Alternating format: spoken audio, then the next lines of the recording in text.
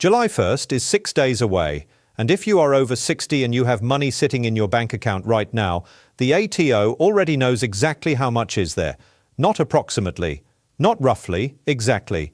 And from July 1st, the new financial year, the way they use that information changes in ways that could directly affect your senior pension, your tax position, and your access to concessions worth thousands of dollars every single year. No story today, no warm-up. Just the information you need before July 1st arrives. Let us go. First, understand what the ATO actually sees. Most Australians over 60 assume their bank account is private, that what sits in there is their business, that the government only finds out about it if they specifically go looking. That assumption is completely wrong. Under Australian law, every bank, credit union, and financial institution is required to report account holder information directly to the ATO, automatically, every single year, without you doing anything, without you being notified. The information reported includes your account balance, your interest earned, your transaction patterns, and your total financial position across every account you hold at that institution. The ATO then shares relevant portions of that data with Centrelink through an automated data matching program, which means Centrelink knows what your bank knows. And if what Centrelink knows does not match what you told them, there is a problem. And here is the critical timing issue. The ATO data matching cycle runs on the financial year, which ends June 30th, which means the data collected between July 1st, 2025 and June 30th, 2026 is being finalized and processed right now, this week. And the results of that processing, including any discrepancies between your bank balance and what Centrelink has on record, will start flowing through from July 1st.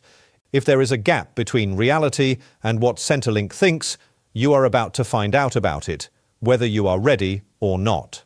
Second, understand what too much money in your bank account actually means for your pension. Here is where it gets very specific and very important. Every dollar sitting in your bank account is a financial asset, and every financial asset you hold is subject to two Centrelink rules simultaneously. The first is the assets test.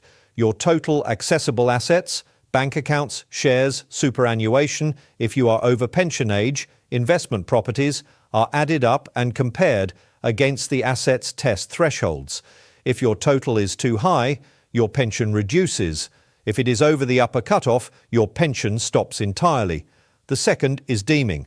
Centrelink takes your financial asset total and applies a fixed assumed rate of return to it, 1.25% on the first $64,200, 3.25% on everything above that. That assumed return counts as your income, whether your money is actually earning that much or not.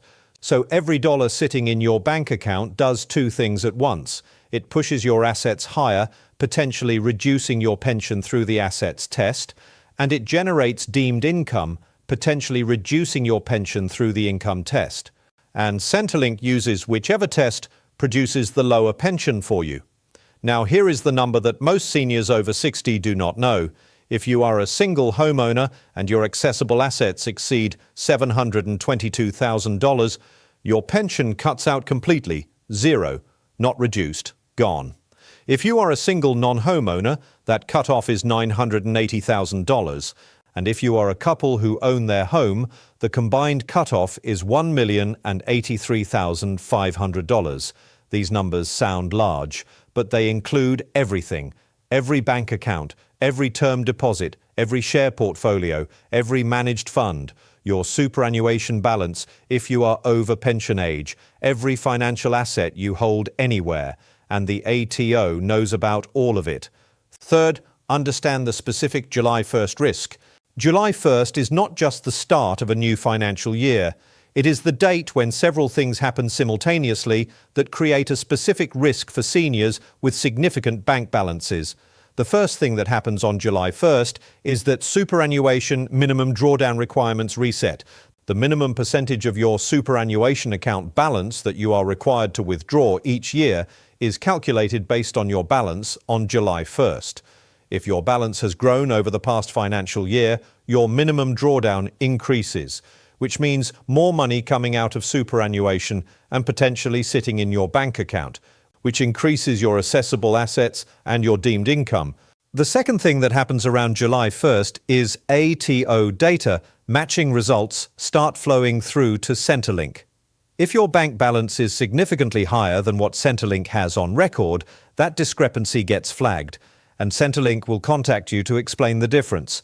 If they cannot reconcile it, they may reduce your pension or ask for a repayment of past overpayments. The third thing that happens around July 1st is that many term deposits mature. A lot of seniors roll over term deposits on financial year boundaries.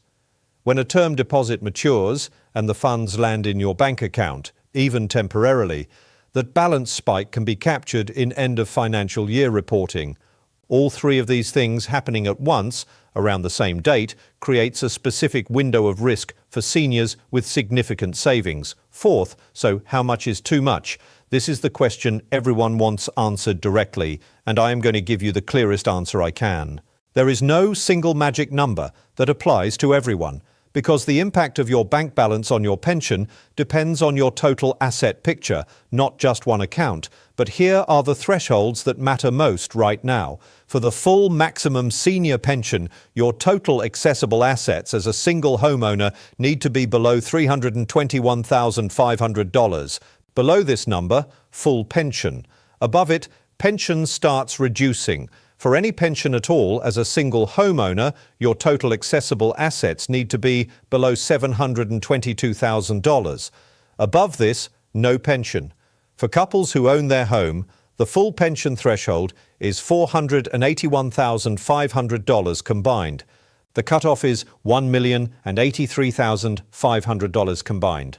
These thresholds apply to your total accessible assets, not just your bank account, but your bank account is often the most visible and most easily verified part of that total, and it is the part the ATO reports most reliably and most accurately. So if your bank account alone is approaching these thresholds, before you even add superannuation, shares or other assets, you need to understand exactly where you stand. Fifth, what can you legally and legitimately do about it? Let me be very clear about something before I go through this section. There is a legal concept in Australian law called asset deprivation. It means deliberately reducing your assets to increase your pension entitlement. Centrelink has rules specifically designed to catch this. If you give away assets, sell them for less than market value, or structure transactions primarily to reduce your Centrelink assessable assets, Centrelink can still count those assets as if you still hold them for up to 5 years. So the strategies I am about to discuss are not about hiding money or gaming the system. They are about making legitimate financial decisions that also happen to be consistent with good Centrelink planning. The first legitimate strategy is prepaying genuine expenses if you have significant expenses coming up: home repairs, medical procedures, a new car, dental work, travel. Paying for these before July 1st reduces your bank balance legitimately. You are spending money on things you genuinely need, your assets reduce, your Centrelink position may improve. The second legitimate strategy is reviewing your superannuation structure.